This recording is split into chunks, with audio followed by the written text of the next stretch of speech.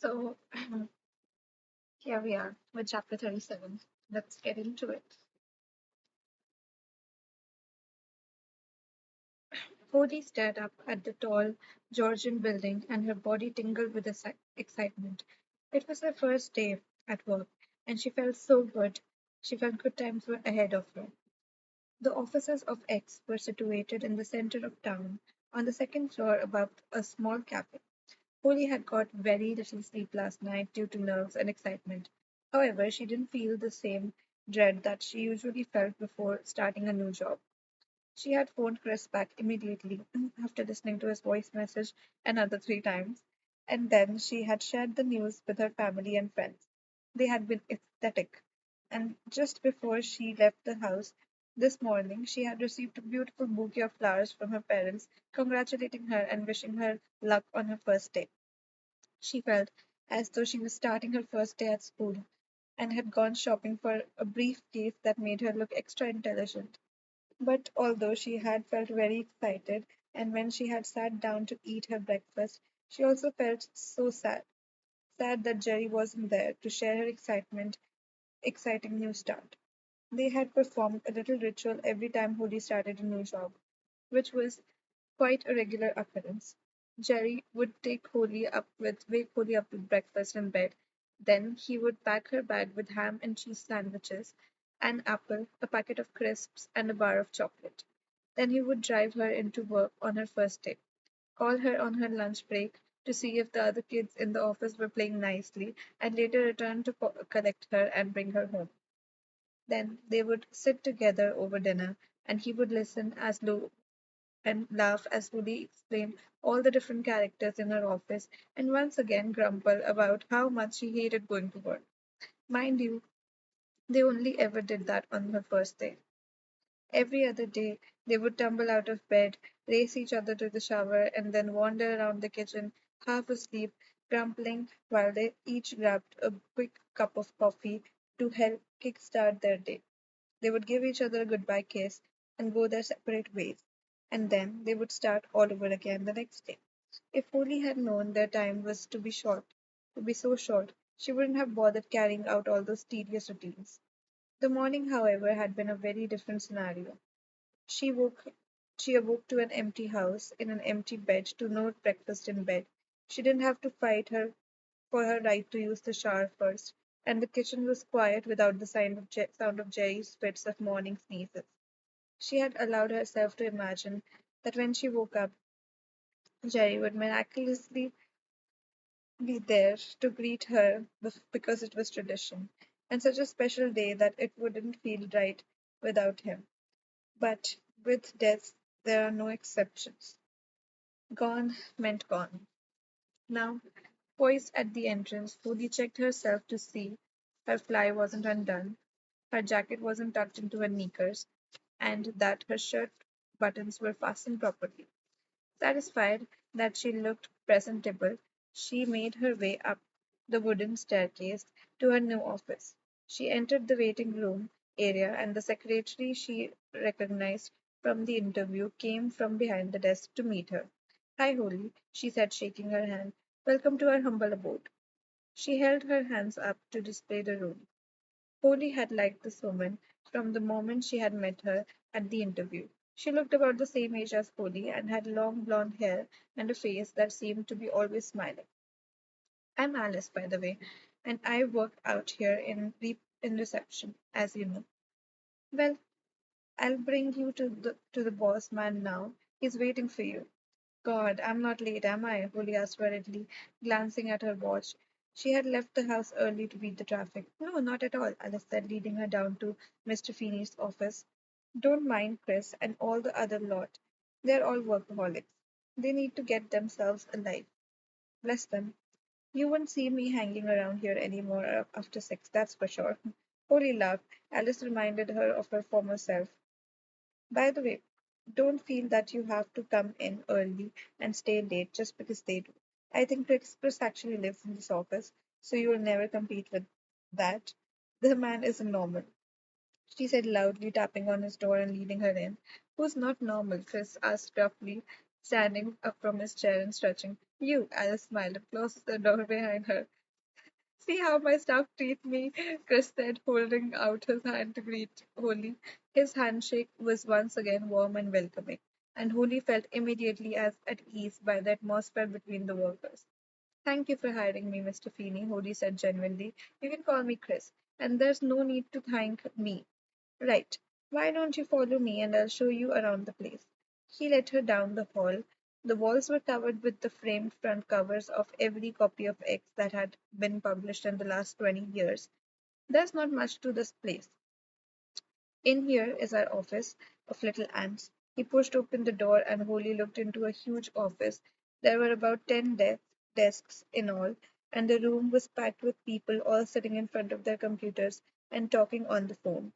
They looked up and waved politely. Holly smiled at all of them, remembering how important first impressions were. These are the wonderful journalists that help me pay my bills, Chris explained. That's John Paul, the fashion editor, Mary, our food woman, and Brian, Sean, Gordon, Ishlin, and Tracy. You don't need to know what they do, they're just wasters. He laughed, and one of them stuck his fingers up at Chris and continued talking on the phone. The rest of the journalists are freelancers, so you won't see them hanging around those offices much. Chris explained, leading her to the room next door.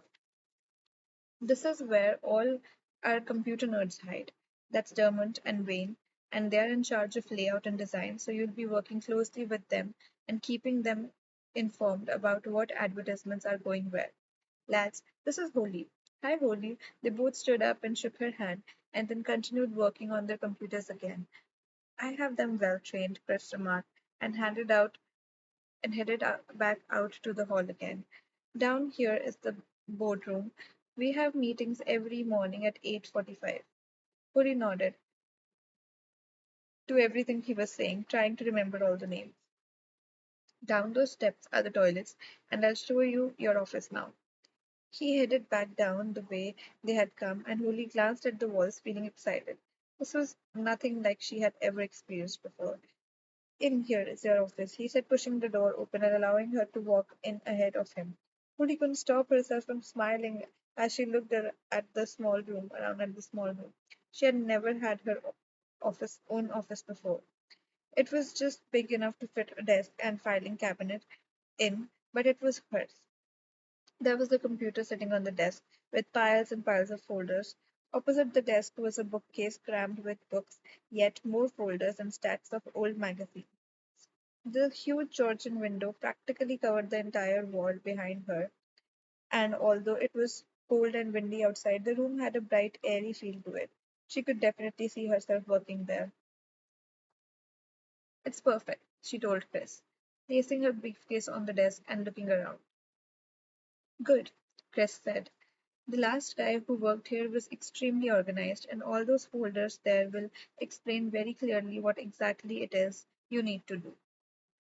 If you have any problem or any questions about anything at all, just come ask me. I'm right next door. He knocked on the wall that separated their offices. Now, I'm not expecting miracles from you because I know you are new to this, which is why I expect you to ask a lot of questions. Our next edition is due out on the first day of the month. Hoodie's eyes widened.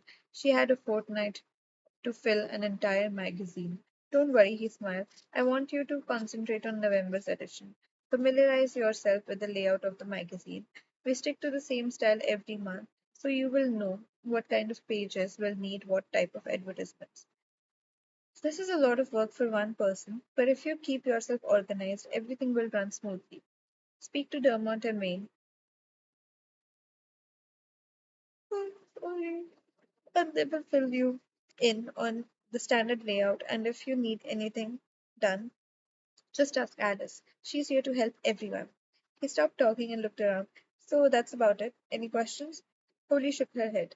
No, I think you covered just about everything. Right, I leave you to it. So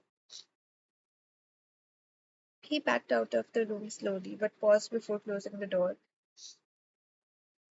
He watched her surveying the room with satisfaction. Holly, I hired you because you seem like a very determined young woman. Holly nodded, confidently assuring him he was right. I know a hard worker when I see one. I haven't been wrong yet. He gave a small, encouraging smile and closed the door softly behind him. Polly immediately sat down at her new desk in her new office, anxious to settle in as quickly as possible. She was slightly scared of her new life. This was the most impressive job she had ever had, and by the sounds of things, she was going to be extremely busy. But she was glad. She needed to keep her mind occupied. However, there was no way on earth she had remembered everyone's name, so she took out her notepad and pen and wrote down the ones she knew. She opened the folders and got to work. She was so engrossed in her reading that she realized after a while that she had worked through her lunch break. By the sounds of things, no one else from the office had budged an inch. In her other jobs, Polly would stop working at least half an hour before lunchtime just to think about what she was going to eat. Then she would leave 15 minutes early and return 15 minutes late due to traffic, even though she would walk to the shop. Polly would daydream the majority of the day, make personal phone calls, especially abroad, because she didn't have to pay the bill, and would be first in queue to collect her monthly paycheck, which was usually spent between within 2 weeks. Yes, this was very different from her previous job, but she was looking forward to every minute of it. Right. Kiara, are you sure you have got your passport? Elizabeth asked her daughter for the third time since leaving the house. Yes, ma'am, Kiara groaned. I told you a million billion times it's right here. Show me, Elizabeth said, twisting around in the passenger seat. No, I'm not showing it to you. You should just take my word for it. I'm not a baby anymore, you know. Declan snorted and Kiara elbowed him in the ribs. Shut up, you. Kiara, just show mom the passport so we can put her mind at rest, Polly said tiredly. Fine, she huffed, lifting her bag onto her lap. It's in here. Look, mom. No, hold on. Actually, it's in here. No, actually, maybe I put it in here. Oh, Jesus Christ, Kiara, Hoodie's dad grumbled, slamming on the brakes and turning the car around. What? She said defensively. I put it in here, Dad. Someone must have taken it out, she grumbled, emptying the contents of her bag in the car. Bloody hell, Kiara, Holy moaned, as a pair of knickers went flying over her face. Ah, shut up, Kiara grumbled again. You won't have to put up with me for much longer. Everyone in the car went silent as they realized it was true. Kiara would be in Australia for God only knew how long, and they would all miss her, loud and irritating though she was. Cody sat squashed beside the window in the back seat of the car with Declan and Kiara as their dad drove them all to the airport to say their goodbyes. Again, Richard was driving, Matthew and Jack ignoring his protestations, and they were probably already at the airport by now. This was their second time returning to the house as Kiara had forgotten her lucky nose ring and had demanded that the car be turned around. An hour later, after setting off, they reached the airport in what should have been only a 20-minute drive. Jesus, what took you so long? Jack moaned to Holly when they all finally rushed into the airport with long faces on them. I was stuck talking to Dick all the time on my own. Oh, give it a rest, Jack, Holly said defensively. He's not that bad. Oh, you've changed your tune. He teased, his face all mock surprise. No, I haven't. He was just singing the wrong song. She snapped and walked over to Richard, who was standing alone, watching the world go by. She smiled at her elder brother. Pet, keep in touch with us a lot more this time, won't you? Elizabeth pleaded her daughter as she hugged her. Of course I will, Mum. Oh, please don't cry, or you'll get me started too. A lump formed in Hoodie's throat, and she fought back her tears. Kiara had been good company over the last few months, and had always succeeded in cheering Hoodie up when she felt that life just couldn't be worse. She would miss her sister, but she understood that she needed to be with Matthew. He was a nice guy, and she was happy that they found each other. Take care of my sister. Hoodie stood on the tips of her toe to hug the enormous Matthew. Don't worry, she's in good hands, he smiled. Look after her now, won't you? Frank smacked him on the back and smiled. Matthew was intelligent enough to know it was more of a warning than a question, and gave him a very persuasive answer. Bye, Richard, Kiara said, giving him a big hug. Stay away from that Meredith bitch now. You're far too good for her. Kiara turned to Declan. You can come over anytime you like, Deck. Maybe make a movie or something about me, she said seriously, giving him a big hug. Jack, look after my big sis, she said, smiling at Hoodie. Oh, I'm gonna miss you, she added sadly, squeezing Hoodie tightly. Me too, Hoodie's voice shook. She knew it was best for her sister to go, but they had become so close in recent months that a part of Hoodie wished she would stay. Okay, I'm going now, before all you depressing people make me cry, she said, trying to sound happy. Don't go using those rope jumps again, Kiara. They're far too dangerous, Frank said, looking worried. Bungee jumps, Dad. Kiara laughed, kissing him and her mother on the cheeks again. Don't worry, I'm sure I'll find something new to try, she teased. Cody stood in silence with her family and watched as Kiara and Matthew walked hand in hand through the boarding gate.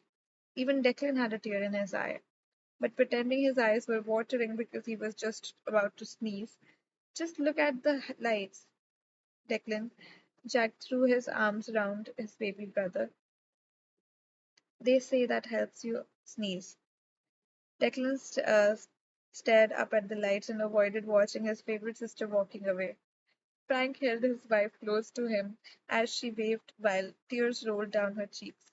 They all laughed as the alarm went off as Kiara walked through the security scanner and was ordered to empty her pockets, followed by a frisk.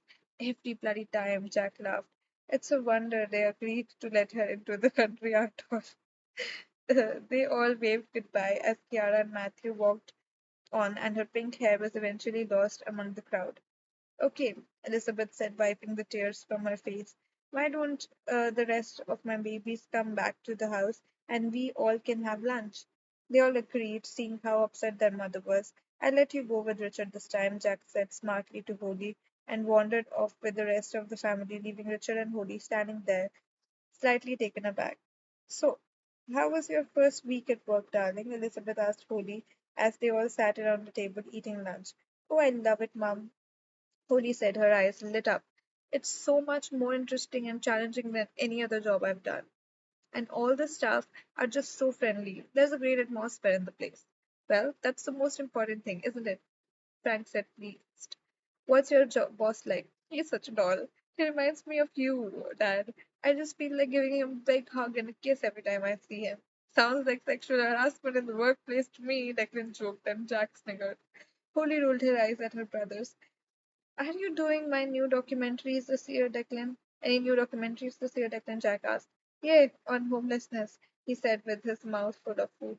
Declan, Elizabeth scrunched up her nose at him. Don't talk with your mouth full. Sorry, Declan said and spat the food out on the table.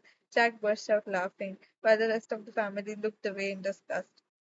What did you say you were doing, son? Frank asked, trying to avoid a family fight. I am doing a documentary on homelessness this year for college. Oh, very good, he replied, retreating back to a world of his own. What member of the family are you using as your subject this time, Richard? Jack said slyly. Polly slammed down her knife and fork. That's not funny, man, Declan said seriously, surprising Holly. God, why is everyone so touchy these days? Jack asked, looking around. It was just a joke. It wasn't funny, Jack, Elizabeth said sternly. What did he say? Frank asked his wife after snapping out of his trance. Elizabeth just shook her head dismissively, and he knew it not to ask again. Polly watched Richard, who sat up at the end of the table eating quietly. Her heart leaped out to him. He didn't deserve this, and either Jack was being more cruel than usual, or else this is the norm, and Polly must have been a fool to have found it funny. Sorry, Richard. I was just joking, Jack said. That's okay, Jack. So, have you found a new job yet? No, not yet. That's a shame, he said dryly, and Holly glared at him. What the hell was his problem? Oh, Jack, Holly sighed, slicing into a chicken breast. You really need to grow up, you know. Jack finished his beer and glared at her. Elizabeth calmly picked up her cutlery and plate of food without a word to anyone and made her way into the living room where she turned the television on and ate her dinner in peace. Her funny little elves weren't making her laugh anymore. Okay, so that's the end of chapter 37. We'll meet in chapter 38 soon. Bye bye.